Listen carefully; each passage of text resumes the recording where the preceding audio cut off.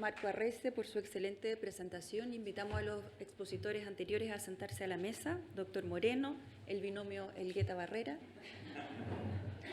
Y abrimos la sesión para preguntas. Tenemos solo 15 minutos antes del break para el snack que va a ser servido en la misma área del café al terminar esta ronda.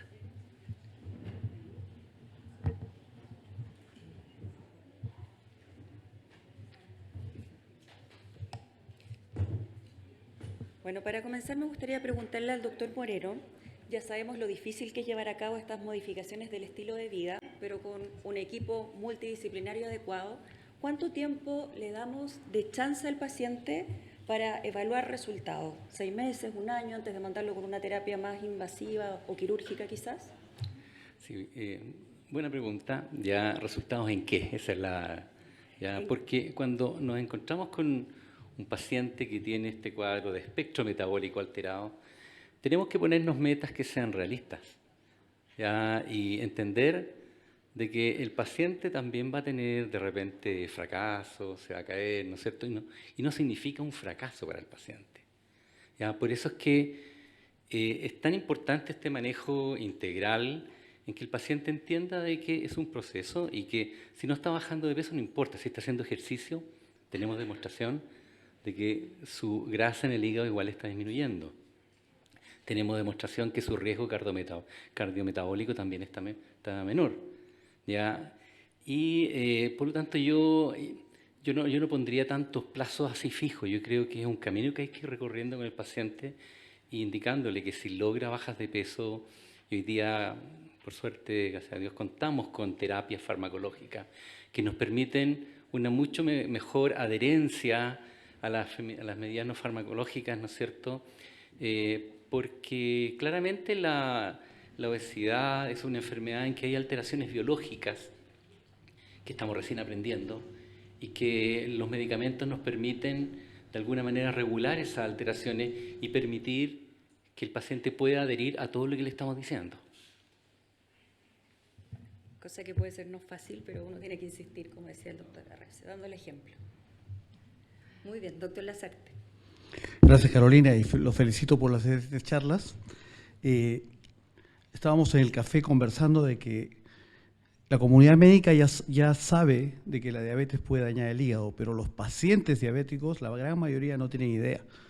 Estamos conversando como tener un delincuente acá, otro acá, y uno está parado y no se da cuenta de lo que tiene al lado.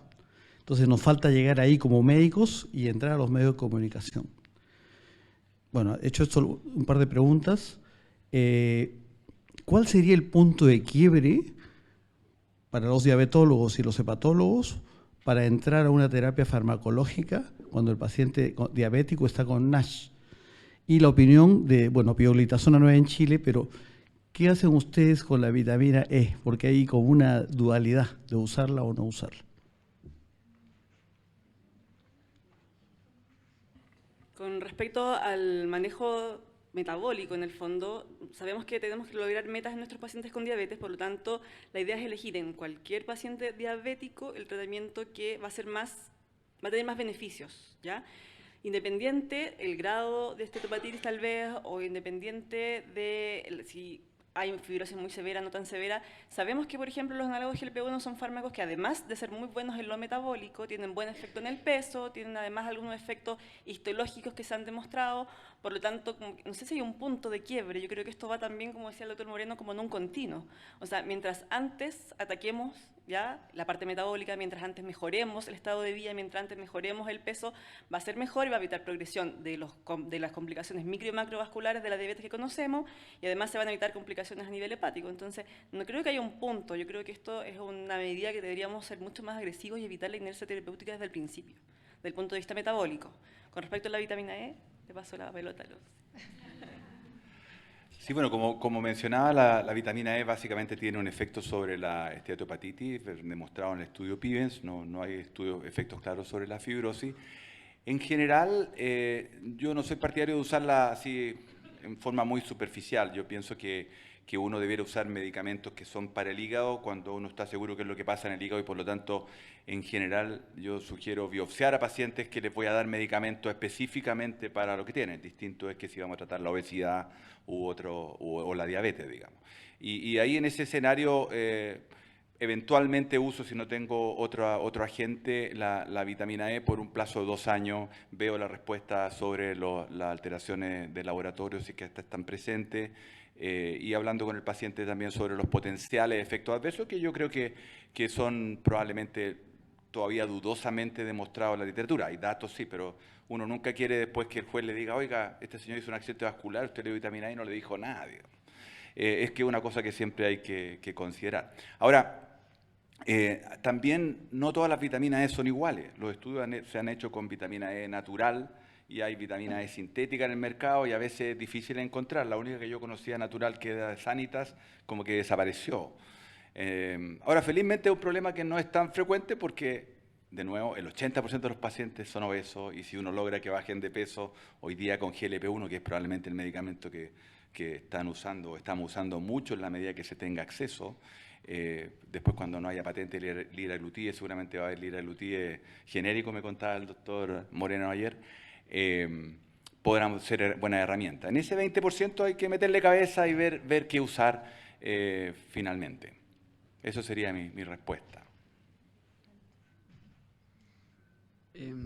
Marco y Pancho, quería preguntarle, viendo la magnitud de nuestro país, de la diabetes y los estudios que se han hecho que muestran fibrosis avanzada, ¿dónde piensan ustedes que debería estar el filtro en cuanto a qué persona es indispensable enviar al hepatólogo? Porque el recurso hepatólogo es escaso, quizás mucho más que los diabetólogos, y si uno mira esa cifra es imposible abarcarla.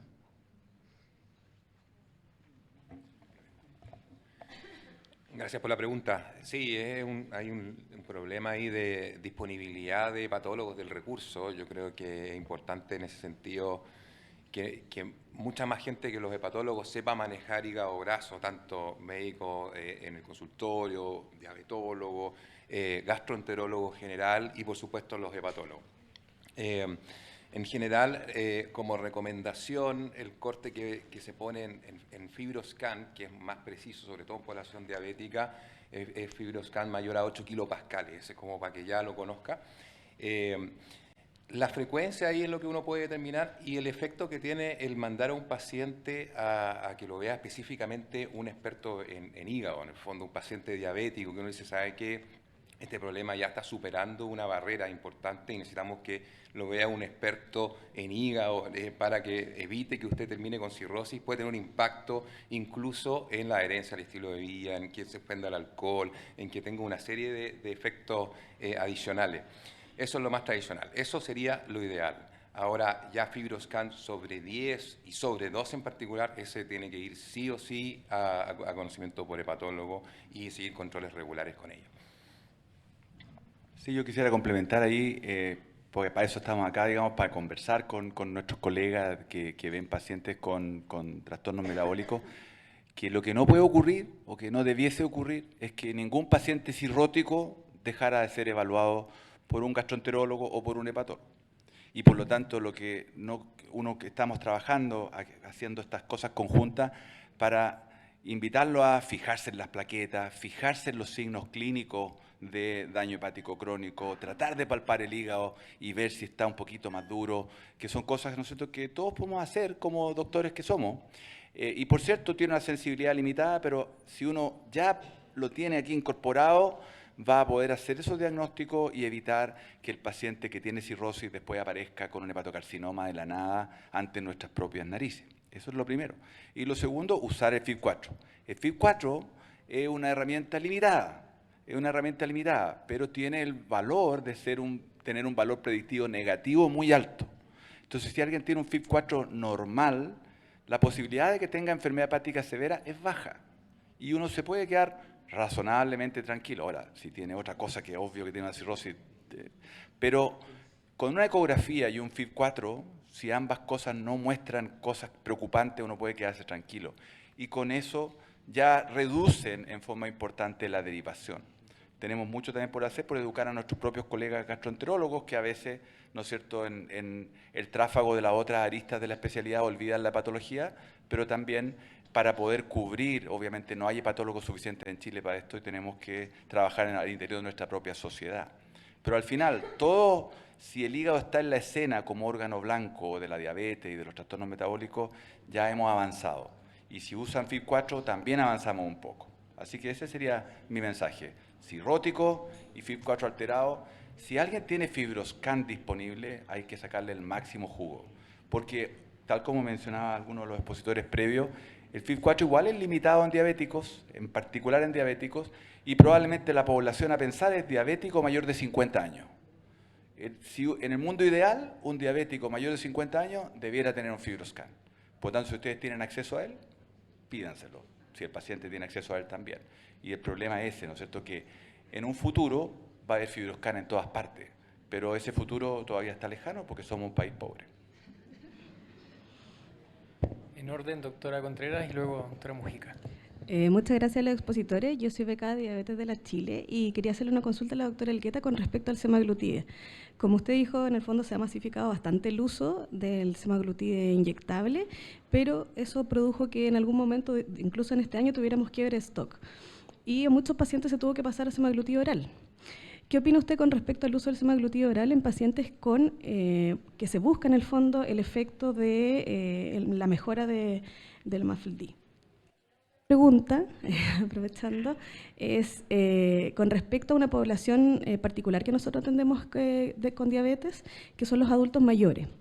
En esos pacientes muchas veces se hace un poco difícil, sobre todo si no tienen un exceso de peso tan severo, entendiendo que muchos de esos pacientes son obesos sarcopénicos, sobrepeso sarcopénico, hacerlos bajar mucho de peso, sabiendo que también ineludiblemente van a perder masa muscular y con eso aumenta también su grado de fragilidad. ¿Cuál es su experiencia con respecto al uso de semaglutide inyectable en esa población? Gracias por las preguntas.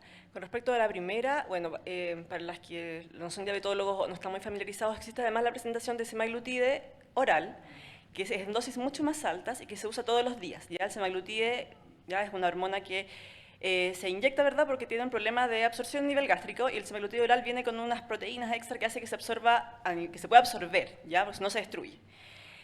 Y el problema que tenemos con el semaglutide oral es que tiene que usarse dosis mucho más altas y bajo ciertas condiciones muy en particular para que se absorba finalmente. Entonces hay que usarlo en ayunas, con agua, medio antes de la comida, no darle ni siquiera la levotiroxina, esperar harto para que coma. Y eso a veces puede afectar un poco la adherencia de los pacientes y también un poco la efectividad, que en teoría si uno da todas estas indicaciones debería andar muy bien.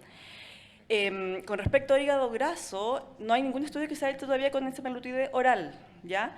En teoría, si uno piensa en la misma molécula, ¿ya? En teoría, la baja de peso que se ha logrado en estudios, eso sí se ha visto, en semaglutide oral versus semaglutide subcutáneo, la baja de peso es más o menos similar, un poquito menos con semaglutide oral, pero no se ha hecho nada específico en hígado graso. Mi único tema con el semaglutide oral es el tema de la absorción y que el paciente debe ser muy cuidadoso en la forma de administrarlo para lograr un buen efecto, ¿ya?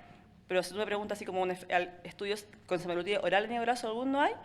En teoría, es la misma molécula, si logran baja de peso, que finalmente ahí estamos en la discusión, es la baja de peso es la molécula, debería funcionar igual. Pero tenemos todos estos bemoles del tema de la absorción.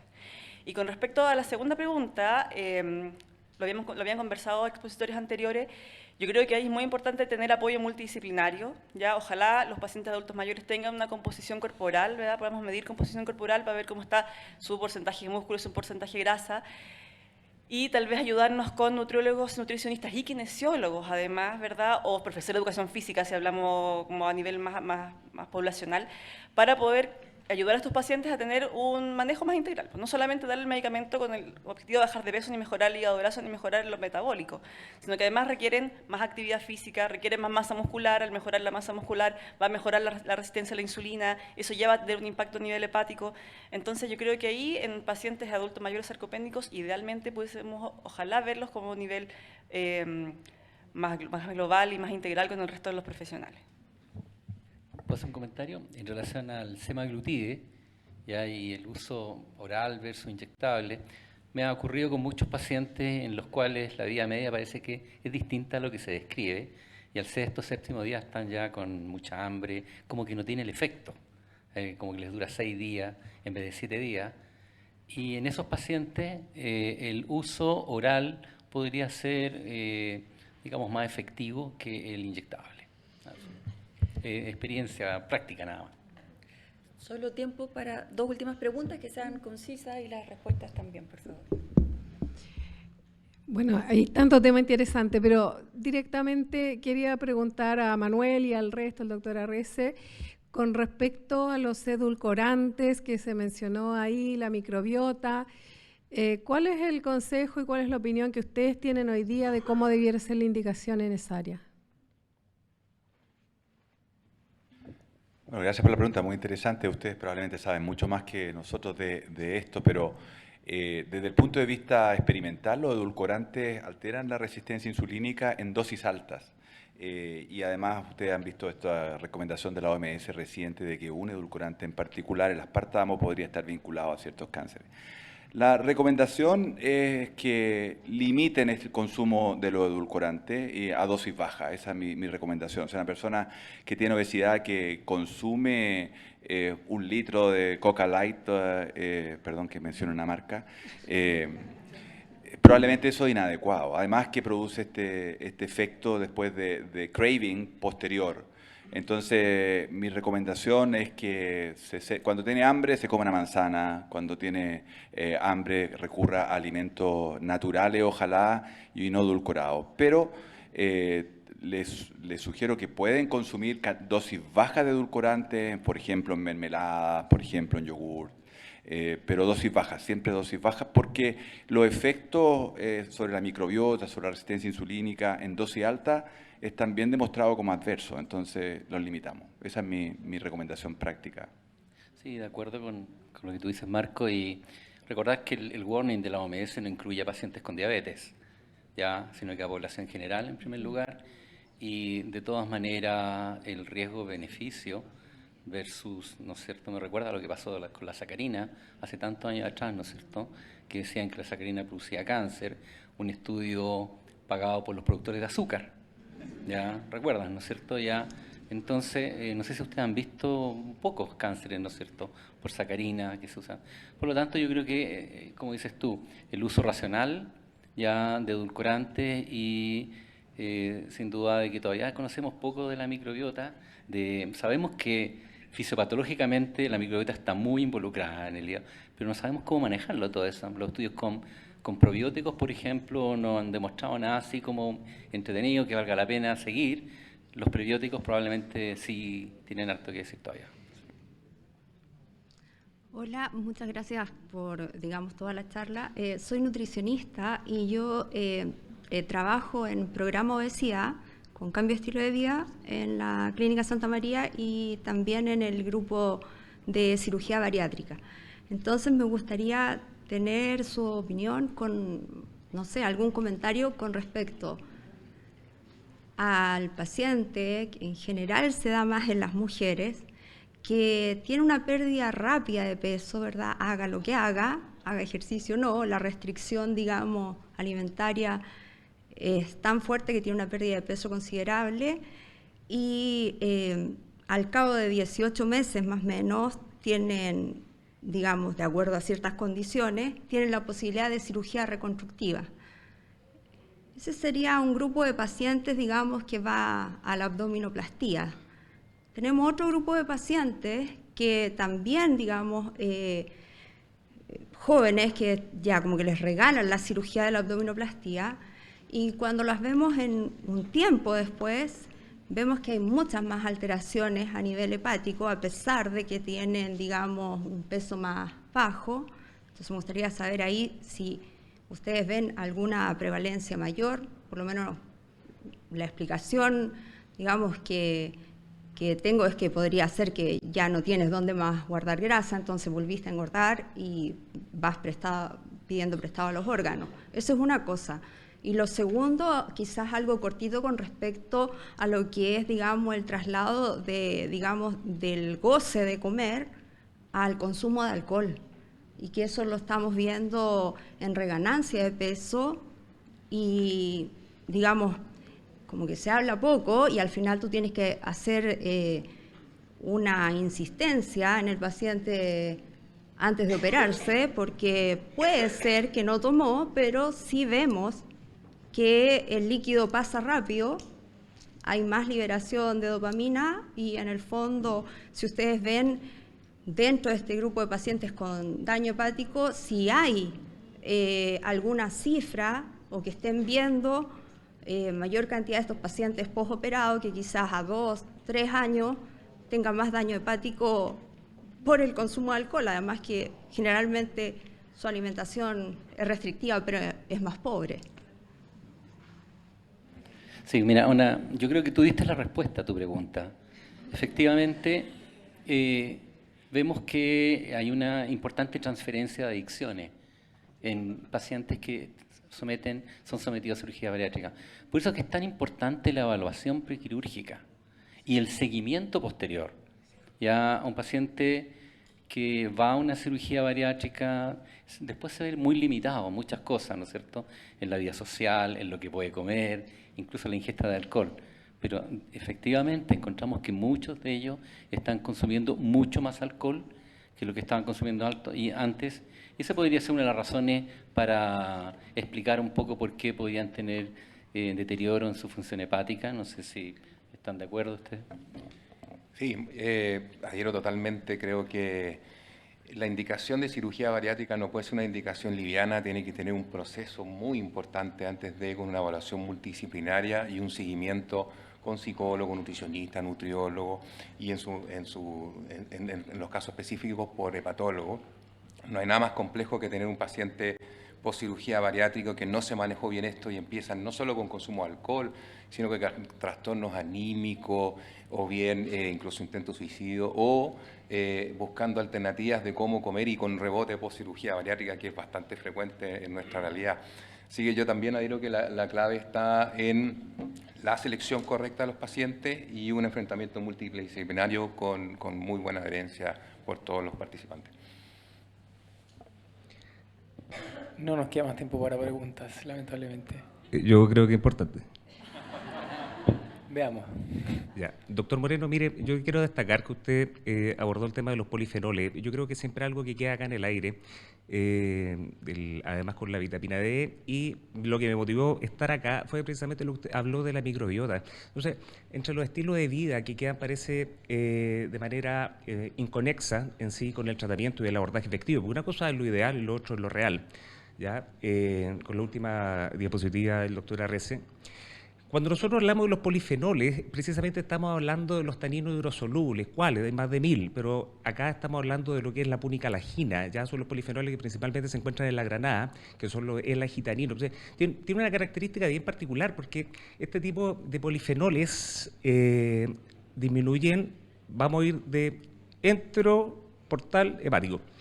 Disminuye la actividad de la alfa-glucosidasa, y ya sabemos que la exposición a niveles de azúcar genera cambios epigenéticos a nivel hepatocitario, pero además tiene un efecto en la microbiota. Entonces, lo que genera esto reduce lo que son la flora, la clostridia con los enterobacter, pero también aumenta el Faecalibacterium praunices. Entonces, finalmente tenemos una disminución de la enterotoxina, y así seguimos. Y llegamos a nivel hepático, donde además los polifenoles de granada, esta punicalagina, que se transforman en urolitina. Es bien interesante porque disminuye la actividad de la DPP4, tanto su forma soluble como la de membrana, pero también disminuye la formación de macrófago M1, o sea, aumenta la formación de macrófago M1 a M2 precisamente, porque disminuye lo que es la fibrosis, pero por unas vías distintas, y aquí va a entrar la vitamina E. Primero, lo que son los polifenoles de granada por AKT-mTOR, súper interesante porque reduce lo que es la vía mitogénica y no la metabólica. Por favor, más corta la pregunta. No, es que yo estoy destacando, doctor Vargas, lo que dijo el doctor Moreno, porque al quedar al aire esto, muy pocas veces se discute qué es lo que realmente hace y pareciera que fuese algo de ciencia ficción que no funciona. Pero eso es súper importante considerarlo. Yo creo que como sociedad estamos para ayudarnos, no para discutirnos, doctor Vargas. ¿Ya? Y por otro lado, lo que hace la vitamina E es reducir esta transformación, favorecerla de los macrófagos M1 a M2, pero por otras vías completamente distintas, y disminuye el clivaje no transcripcional de CRBP1, que lo mencionó ahí el doctor Arris. Entonces, estas cosas quedan inconexas. Entonces, yo quiero aportar con eso, con mucho cariño, porque me pareció extraordinario, doctor Moreno, que usted integrara estas cosas, y me pareció digno de dar un tiempo acá, y yo le ofrezco disculpas si he dado la lata a alguno, pero me parece interesante y adecuado. Gracias. Mira, te agradezco tu información con respecto a eso. Yo creo que efectivamente tiene mucha importancia, pero también sabemos poco. Yo me considero de que conozco poco todavía del efecto fino y de los distintos polifenoles que pueden estar en los distintos alimentos. Creo que tenemos que aprender de eso y ojalá podamos tener en algún momento un simposio en que podamos entender y conocer más de todos estos productos que nos ayudan a entenderlo mejor y poder aplicarlo de una manera mucho más efectiva basado en el conocimiento. Eso. Agradecemos, terminamos este segundo bloque. Gracias a los doctores Moreno, Elgueta, Barrera y Arrese. Creo que fueron presentaciones excelentes, llenas de información y evidencia actualizadísima. Ahora a almorzar. Gracias. Recordar que tienen que estar acá a las 14 horas para partir el segundo bloque.